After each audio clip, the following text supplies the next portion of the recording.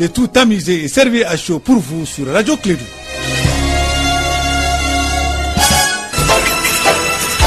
Radio Clédou, le journal. Avec Sotelma Malitel.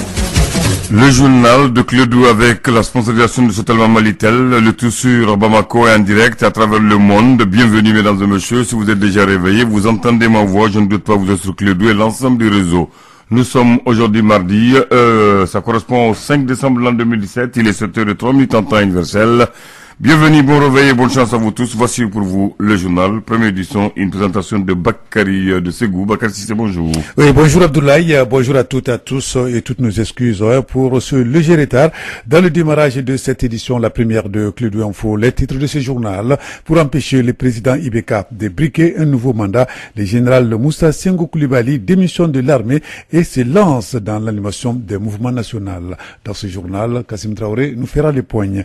Adopter l'impact mondial pour les migrants, sûrs, ordonnés et réguliers, c'est la volonté affichée par les États membres de l'ONU. Une réunion préparatoire de la conférence intergouvernementale se tient actuellement au Mexique et sur le sujet. Mahamadou Khan nous en dira quelque chose. Et puis la Cour suprême américaine valide les décrets anti-migration de Donald Trump.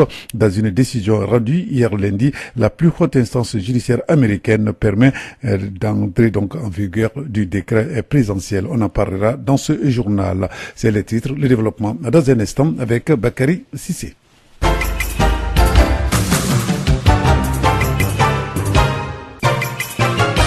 Bienvenue donc à cette édition, la première de Clédou Info. Aujourd'hui, nous sommes le mardi 5 décembre 2017. Le bilan est désastreux et nous ne pouvons plus permettre de vivre 5 ans encore avec cette gouvernance. C'est du moins l'avis du général Moussa Senghor Coulibaly qui a démissionné de l'armée le samedi 30 novembre dernier. Moussa Senghor se lance dans l'animation d'un mouvement national dans l'unique but d'empêcher le président Ibeka de briquer un nouveau mandat. Kassim Traoré. L'esprit de Alioune Blondin Beye a germé autrement dans la tête du directeur de l'école qui porte son nom à Bamako. Du maintien de la paix à la politique, il n'y a qu'un pas que le général Sinko vient de franchir. En fait, ma démission est motivée par mon souci de pouvoir contribuer, trouver des solutions aux différents défis auxquels le pays fait face. Et je pense qu'avec l'expérience que j'ai eue, en particulier au ministère de l'administration territoriale, je pourrais aussi contribuer aux questions électorales, questions d'association de partis politiques, etc. Donc, j'aimerais me donner les moyens de pouvoir faire ces activités en n'étant pas limité par les réserves imposées par la qualité de militaire. Sa lettre de démission est une motivation personnelle. Le général se dit désormais prêt à servir la nation à travers des activités politiques. Disons que je suis avec tous les Maliens aujourd'hui qui pensent que nous devons donner un nouvel élan à la démocratie malienne, que nous devons changer la gouvernance ici au Mali. Donc, on se dit forcément il y a des échéances, il y a des rendez-vous qui pointent à l'horizon. C'est une belle opportunité pour essayer de changer le cours de l'histoire de notre pays. Donc bien évidemment, on va saisir ces opportunités pour essayer d'influencer et d'influer sur l'avenir de notre pays. À la question de savoir s'il sera candidat pour Koulouba 2012, il donne la réponse suivante. Le plus important pour le moment, c'est de nous assurer que au mois de septembre de l'année prochaine, que nous aurons une autre façon de gouverner notre pays. C'est-à-dire que nous allons mobiliser tous les Maliens qui croient que nous pouvons faire mieux que ce qui se fait actuellement et nous allons nous donner, par le jeu démocratique, les élections, la chance d'amener notre équipe plus performante et pour gérer les affaires de l'État. Ça veut dire que vous ne faites plus confiance au président Ibeka? Disons que le constat, c'est pas seulement moi qui le fais, mais le bilan est désastreux et nous ne pouvons plus nous permettre de vivre 5 années encore avec cette gouvernance. Donc je pense qu'il serait sage, même pour l'équipe qui est aujourd'hui en place, de tirer les mêmes conséquences et de dire peut-être qu'il est temps de passer le relais à d'autres personnes. Tout porte à croire que le général Moussa Senghor Coulibaly est avec d'autres personnes. Même si les noms ne sont pas dévoilés pour le moment, les jours à venir nous édifieront plus davantage. Alors, merci Kassim Traoré. Donc, un dossier à suivre dans la rédaction de Clédo Info. Je le disais également dans les titres, bientôt un pacte mondial sur la migration. Du moins, c'est la volonté affichée par les États membres de l'ONU, la société civile et les autres acteurs de la question qui travaillent d'arrache-pied pour réussir ces paris de l'année prochaine. Une réunion préparatoire de la conférence intergouvernementale pour l'adoption d'un pacte mondial pour les migrations sûres, ordonnées et régulière se tient depuis ce lundi à Puerto Vallarta au Mexique. Les détails avec Mahamadou Khan. Il s'agira pour les participants à la rencontre de Puerto Vallarta de procéder à l'issue de 3 jours de travaux à la synthèse de conclusions et recommandations adoptées lors de consultations régionales et des sessions thématiques informelles qui se sont tenues en avril puis au mois de novembre dernier. Les conclusions de la réunion serviront à l'élaboration de l'avant-projet du pacte mondial à travers des recommandations sur divers aspects de la migration identifiés dans la déclaration de New York, dont la facilitation des migrations sûres, régulières et ordonnées, la protection des droits et du bien-être des migrants ou encore la réduction de la migration irrégulière et forcée et ses conséquences. Le Mali est représenté à cet événement par une délégation conduite par les ministres des Maliens de l'extérieur et de l'intégration africaine, Dr Abdrahman Silla. Il s'agira pour la partie malienne de défendre la position commune africaine, mais aussi de renforcer son rôle de leader régional dans le cadre du dialogue international sur la migration dans le domaine de la coopération internationale en matière migratoire. L'objectif pour les autorités maliennes est d'identifier des éléments concrets, des modèles et d'éventuels engagements réalisables dans la perspective du premier pacte mondial qui sera adopté lors d'une conférence intergouvernementale prévue avant la fin de l'année 2018. Hasard de calendrier, la rencontre de Puerto Vallarta au Mexique intervient quelques jours après la diffusion d'une vidéo sur la vente des migrants subsahariens en Libye comme esclaves.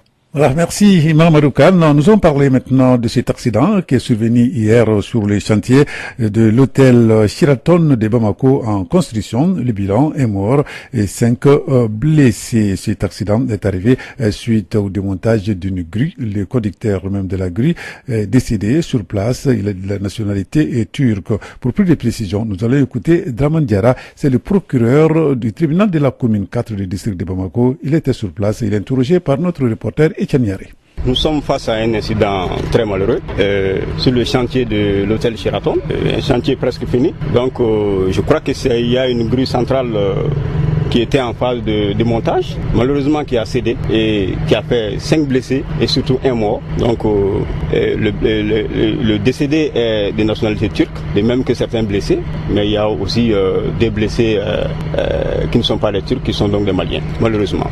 Il y aurait, a priori, il n'y a pas de médecin sur le chantier, donc ce n'est que ce qu'on voit, qu'on croit. Donc il doit y avoir un blessé très grave et des blessés. Pas de message par rapport à la population, mais surtout par rapport au chantier. Ce qui importe pour nous, c'est déjà d'ouvrir une enquête immédiatement, et on l'a ordonné effectivement, pour voir s'il n'y a pas eu de défaillance, surtout de la part des hommes, par rapport à la structure même de la grue, et même par rapport à d'autres implications par rapport au chantier. Donc cette enquête est ouverte et elle suit son cours. Voilà, donc le procureur de la commune 4 du district de Bamako, propos recueillis par Etienne Yaré, et l'accident a eu lieu hier matin sur les chantiers donc de l'hôtel Sheraton de Bamako en construction. Dans un instant, l'international.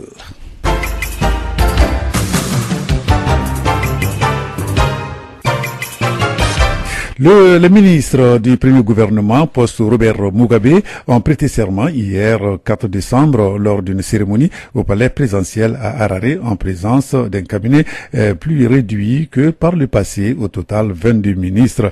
À cette occasion, le nouveau président zimbabwéen Emerson Mnangagwa a appelé la population à l'unité pour relancer l'économie de son pays. Je le disais dans les titres, la Cour suprême américaine valide le décret anti-migration de Donald Trump.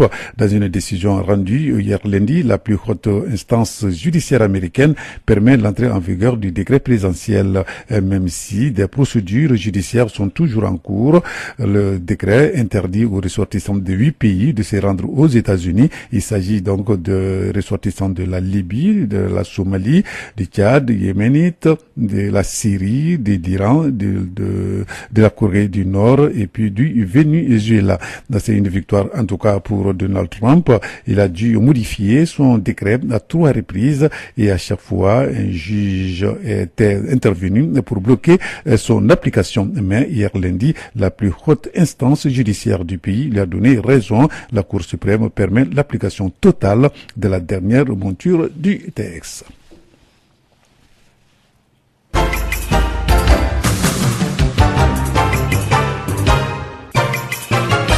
Comme tous les mardis, nous allons retrouver tout à l'heure Fanta Diakité dans la chronique santé de la rédaction. Aujourd'hui, nous allons parler de l'hémophilie. L'hémophilie, c'est une maladie héréditaire caractérisée par une tendance de saignement de longue durée. Elle touche au Mali 116 personnes de tout âge, c'est bien ça, et les deux sexes donc sont également concernés.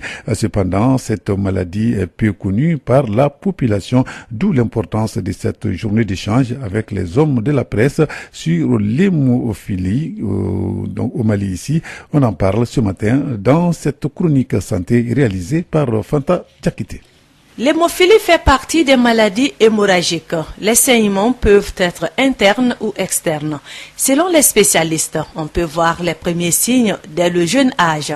Comme illustration, écoutons ce jeune étudiant hémophile.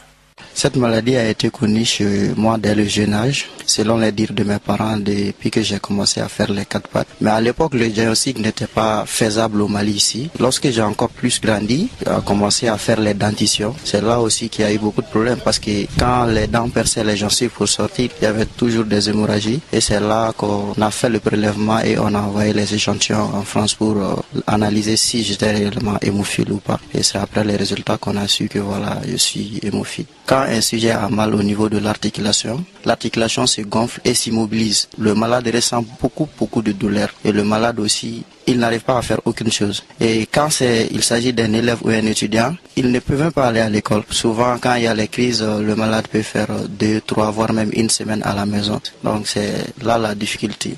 Non traité et détecté tardivement, le malade hémophile peut mourir de saignement. C'est grâce à un jumelage entre l'Association malienne de lutte contre l'hémophilie et autres coagulopathies avec le centre de Montpellier en France que la vie est possible maintenant pour nos malades. Abraham Poudjougou, biologiste au laboratoire du CHU Gabriel Touré. Puisque ce sont des pathologies qui sont caractérisées par des saignements, ils peuvent être victimes soit au cours d'une intervention chirurgicale, soit par accident ou par des rites culturels tels que la circoncision ou la scarification. Ce sont des actes qui sont dangereux pour les malades atteints de troubles de coagulation. Le jumelage, c'était médical. Ça a été très bénéfique pour nos malades. Ça a permis de mettre en place le diagnostic. Ça a rendu possible la disponibilité de facteurs anti-hémophiliques pour la prise en charge des malades.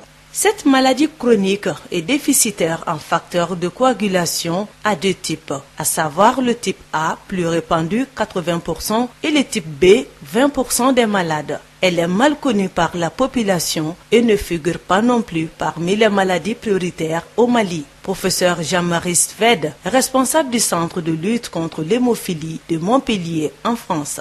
Donc le premier objectif, c'est surtout de faire connaître la maladie pour pouvoir avoir plus de diagnostics. Le deuxième, c'est arriver à sensibiliser les pouvoirs publics. Pour l'instant, c'est vrai, c'est la Fédération mondiale qui fournit les produits et c'est avec l'argent de la Fédération mondiale qu'on a acheté les réactifs pour faire le diagnostic. Mais c'est pas pensable que ça soit tout le temps comme ça. Il faut à un moment donné que le pays prenne en charge aussi la santé. On avait rencontré des responsables avec Yacouba qui nous ont dit c'est pas une priorité. Est-ce qu'un enfant c'est pas une priorité? Ainsi, la création en 2012 de l'Association malienne de lutte contre l'hémophilie et autres coagulopathies a été un ouf de soulagement pour les malades. Dr Yacouba Diallo, hématologue et responsable du centre de prise en charge de l'hémophilie à l'hôpital du Mali. Avant 2012 au Mali, quand je voyais un malade hémophile venir vers moi, c'était de l'angoisse. La plupart du temps, ils viennent en train de saigner. Vous savez tous que quand on voit quelqu'un en train de saigner, ce n'est pas facile de rester inactif. Souvent, vous allez le voir par la suite, ils viennent avec des genoux gonflés, avec une démarche balbutiante et on ne sait pas trop qu'est-ce qu'il faut faire, qu'est-ce que je vais faire pour lui. Et le seul remède qu'on avait à l'époque, c'était le plasma frais congelé, qui n'était pas aussi accessible facilement. Et par la grâce de Dieu, nous avons, avec le concours de tous, créé l'association malienne de lutte contre l'hémophilie et les autres coagulopathies. Et avec l'appui du professeur Suède, nous avons été tout de suite acceptés dans la grande famille de la Fédération mondiale. Au Mali, 116 malades hémophiles ont été identifiés et pris en charge gratuitement dans le cadre du jumelage médical. De la création de l'association avec 20 patients, tout confondus, aujourd'hui nous sommes à 116 patients identifiés. Donc ce qui fait à peu près le triple, voire le quadruple du nombre initial. Donc je crois que ce résultat aussi est à son actif. Et en plus de ça, ce qui est encore très encourageant, c'est qu'aujourd'hui, nous n'avons plus cette inquiétude face à un hémophile.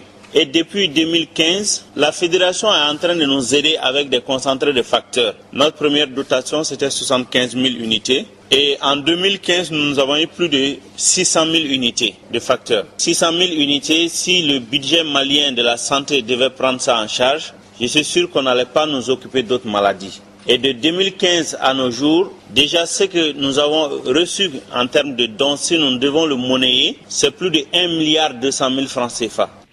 Voilà, donc là, c'était donc la chronique santé de ce mardi 5 décembre 2017, une réalisation de Fanta Diakité. C'est la fin de cette édition, on va nous séparer.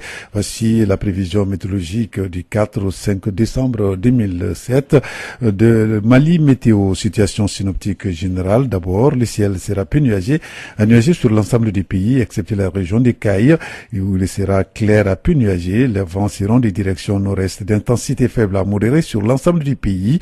La visibilité sera légèrement affectée par la poussière en suspension dans les régions des Cailles, Koulikoro, Tombouctou, Gao, Kidal, Menaka et Taoudéni. Les températures seront stationnaires sur l'ensemble du pays. Notez bien que le temps prévu pour aujourd'hui sera marqué par un léger froid matinal et peu ensoleillé dans la journée.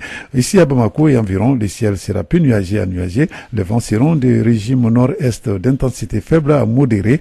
La visibilité sera légèrement affectée par la poussière en suspension au cours de la matinée et pendant le petit soir. Les températures maximales et minimales prévues pour la journée d'aujourd'hui sont respectivement de 36 degrés et de 14 degrés. Le temps prévu pour aujourd'hui sera marqué par un léger froid matinal et puis ensoleillé dans la journée. À midi à Bamako, il fera 34 degrés. Le soleil s'est levé à 6h41 et le soleil va se coucher aujourd'hui à 18h04. Voilà, c'est tout pour cette édition. Merci de l'avoir suivi. Mise en onde d'Abdoulaye Andan. Présentation Bakary Sissé. Vous allez retrouver Moussa Papa Aïdara à 13h pour la seconde session de formation de Clédou Info. Radio Clédou, le journal. Avec Sotelma Malitaire.